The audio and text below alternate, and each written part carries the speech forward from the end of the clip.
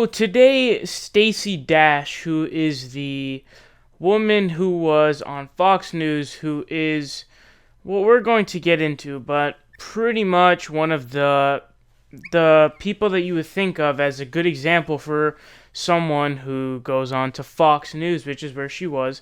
And because she's a minority, they value her. And what she does is she says the opposite of what someone with a rational brain in a minority's position would say.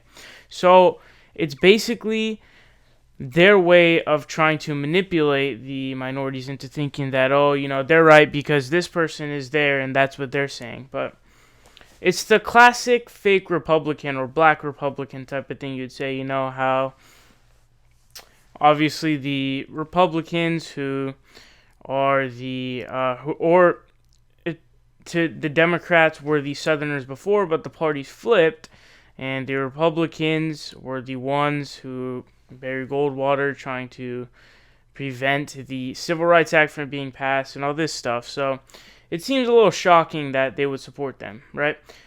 Anyway, so there's this article here by thegrapevine.theroot.com. That's weird.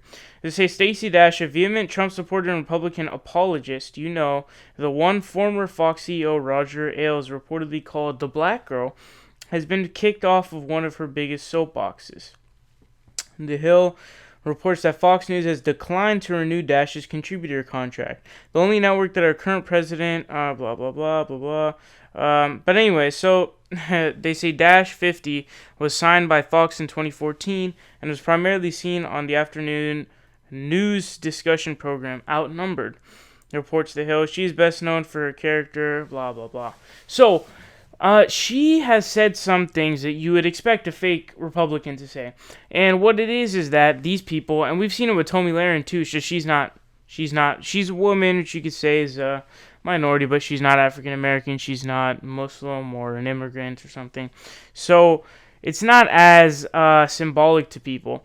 But how she was actually liberal, but when she started getting the paycheck, she started to change her mind, not her mind, but bring something out that's fake so that people buy it.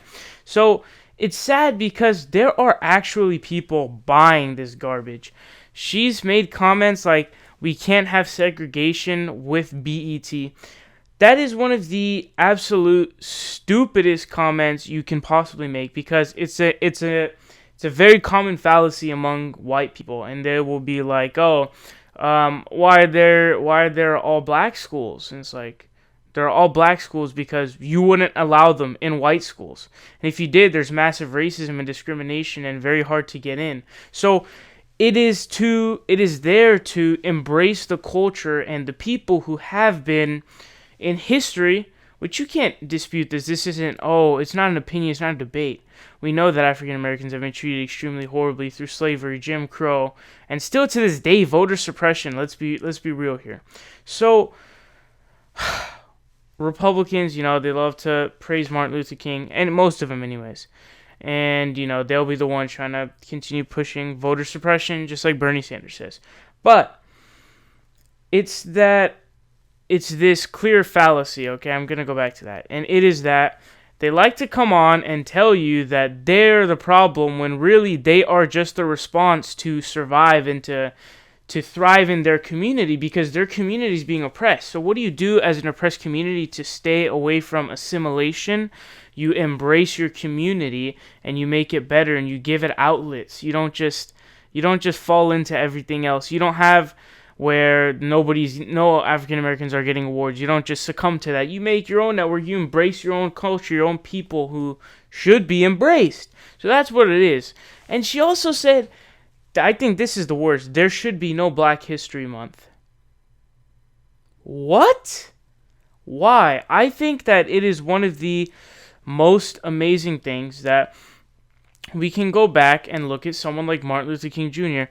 And Martin Luther King Jr. is one of my favorite people to look at because, and you figure this out once you look more into him because, the school system doesn't like to tell you this stuff because it's not politically correct and it's not for the status quo. But not only was he an amazing civil rights activist who was attacked with so much provocative behavior and refused to respond with violence and somehow manage to stay nonviolent. How long can someone throw glasses at you and you refuse to fight back? So that I admire vehemently. And also, it is that he's one of the ideal progressives there is. He went out, he protested the Vietnam War, he was talking about socioeconomic problems, which is the main thing that a lot of people don't like to get into because I'm not even sure, to be honest, they're just not thinking about it, they're just not that smart, I don't know, but he was talking a lot about, economic disparity as opposed to not necessarily just discrimination, and how they both need to be talked about.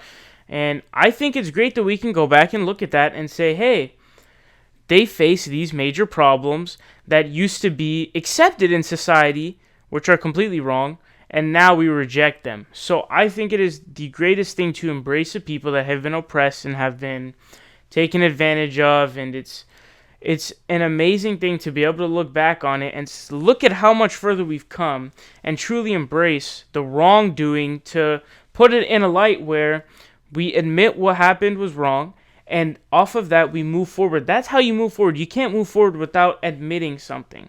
So if you don't have that admitting part, you're screwed. And Stacey Dash is the epitome of fake Republicans that Fox News loves to put on there to blame liberals or black people just for trying to embrace their own culture that is dying because of oppression and racism and discrimination, Jim Crow, slavery, all of this. There's all this, and you're going to go, you can't have BET. They can't embrace their own culture. Also, you've been on lots of magazines that are African American based, so the proof is in the pudding. She's only doing this garbage because it gives her lots of money, attention, fame. That's the only reason why we know her. There are lots of people who come out like Tomi Lahren. She'll get popular because of reviews. It's really rare to find a young woman who's fiercely in favor of Republican values because they are so anti-woman, anti-young person. And pretty much anti-everybody except for the rich and the white. So